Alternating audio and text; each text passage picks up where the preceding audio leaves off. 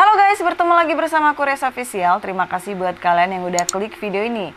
Guys, untuk cerita horor ataupun cerita mistis kali ini, aku bakalan membawakan cerita yang telah dikirimkan oleh salah satu narasumber kita ke Resa Official ya guys ya tentunya. Nah, jadi buat kalian juga yang mau berbagi cerita ataupun berbagi pengalaman horor kalian, kalian juga bisa menuliskan cerita-cerita kalian ke email yang ada di kolom deskripsi ya guys ya. Ya udah, sekarang kita langsung masuk aja ke ceritanya. Kejadian ini terjadi di bulan April 2013. Andre bersama 4 teman lainnya berencana untuk mendaki Gunung Lawu yang terletak di Pulau Jawa. Gunung ini tepatnya berada di perbatasan Jawa Tengah dan Jawa Timur. Singkat cerita, tibalah hari H di mana Andre dan teman-temannya bersepakat untuk mendaki Gunung Lawu tersebut. Ternyata teman Andre ini mengajak teman-temannya lagi dan akhirnya jumlah mereka tuh menjadi 13 orang guys. Yang tadinya laki-laki semua, pada akhirnya ada perempuan berjumlah 5 orang yang ikut mendaki Gunung Lawu tersebut. Rencana awal, Andre dan temannya ingin mendaki gunung itu di jam 6 pagi biar sampai di pos 5 itu sebelum maghrib. Tapi semua rencana awal berubah karena saling tunggu-menunggu pasukan yang belum datang. Akhirnya, Andre dan teman-temannya sampai di base camp itu di jam 2 siang. Bukan hanya rencana awal yang berubah, tapi persiapan pun minim jadinya. Karena penambahan pasukan tadi guys. Dengan modal nekat dan persiapan yang minim, mereka tetap mau melanjutkan pendakian tersebut guys. Akhirnya mereka itu mulai pendakian habis maghrib yang seharusnya sebelum maghrib mereka sudah sampai di pos 5. Singkat cerita, tibalah rombongan Andre ini di pos 2. Semua aman dan terkendali walaupun penerangan cahaya senter yang kurang.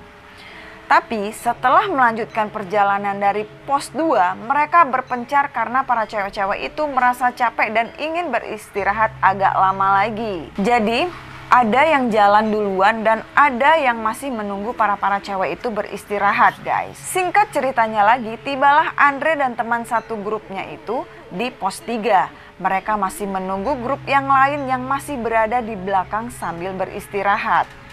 Di sini Andre merasa capek dan kedinginan karena bajunya basah dan kalau mendaki gunung itu juga katanya nggak boleh sering-sering istirahat dan berhenti lama-lama guys.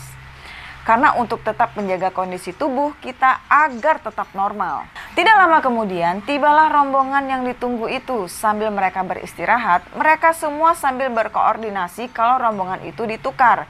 Yang rombongan tadinya di belakang diubah menjadi di depan. Akhirnya mereka melanjutkan perjalanan kembali dari pos 3 ke pos 4. Nah, di sini Andre benar-benar tidak merasa kuat, nafasnya terasa sesak sekali. Ternyata salah satu teman Andre itu tahu kondisi Andre yang sangat sesak. Dan salah satu temannya itu juga meminta untuk berhenti dan beristirahat kembali. Tapi sayangnya salah satu teman Andre ini tidak menyetujui. Karena menurutnya sudah lama sekali tadi mereka beristirahat.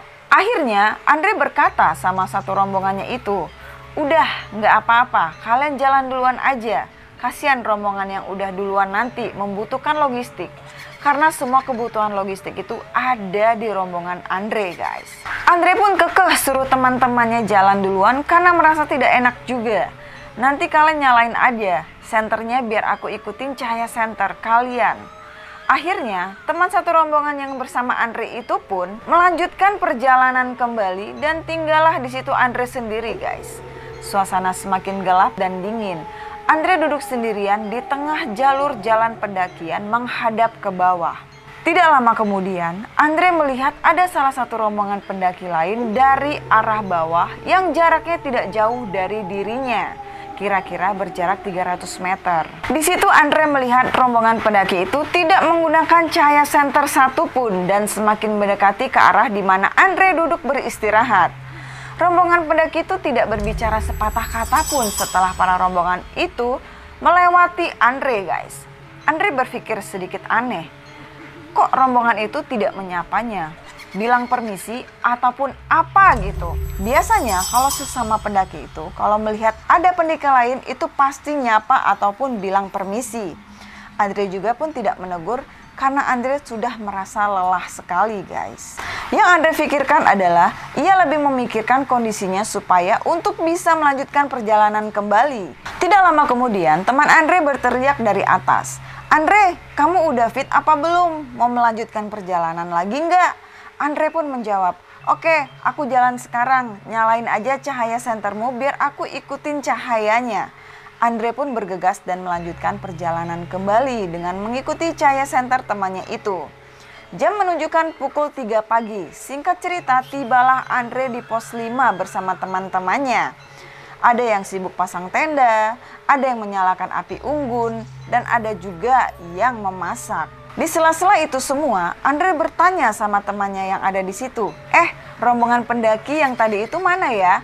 "Yang mana?" Salah satu teman Andre menjawab, "Itu loh yang tadi di belakang kita. Masa kalian nggak tahu? Wah, ngelewatin aku kok tadi pas aku istirahat di bawah sendiri itu." Teman Andre pun menjawab dengan sedikit aneh, "Mana ada pendaki lain selain kita?" Dan Andre pun menjawab kembali, "Ah, masa sih?" Andre sempat berpikir sejenak, "Jadi tadi siapa ya?" Ah, udahlah, Andre pun berusaha untuk tidak memikirkannya lagi guys. Setelah semuanya kelar, pasang tenda dan makan, mereka semua akhirnya tidur masuk ke tenda masing-masing. Karena jam 6 pagi mereka mau melanjutkan perjalanan lagi untuk menuju ke puncak Gunung Lawu tersebut. Singkat cerita, sampailah mereka di puncak Gunung Lawu tersebut di jam 7.30 pagi. Mereka menyebar, ada yang foto-foto, bikin video, dan ada juga yang ngobrol-ngobrol dengan pendaki gunung yang lainnya. Dengan masih rasa penasaran, Andre pun menanyakan hal yang sama ke pendaki yang lain itu di saat mereka sedang ngobrol-ngobrol. "Bro, ada pendaki lain nggak ke arah puncak tadi malam selain kita jalan?" Mereka pun menjawab, "Nggak ada bro, cuma rombongan kalian aja yang ke arah puncak. Selain itu nggak ada." Akhirnya Andre pun terdiam dan mengambil kesimpulan, mungkin itu penunggu yang ada di situ. Akhirnya Andre dan teman-teman yang lainnya lanjut mengobrol dan tidak membahas tentang hal pendaki yang misterius itu guys. Dan mereka juga saling menikmati puncak alam Gunung Lawu itu.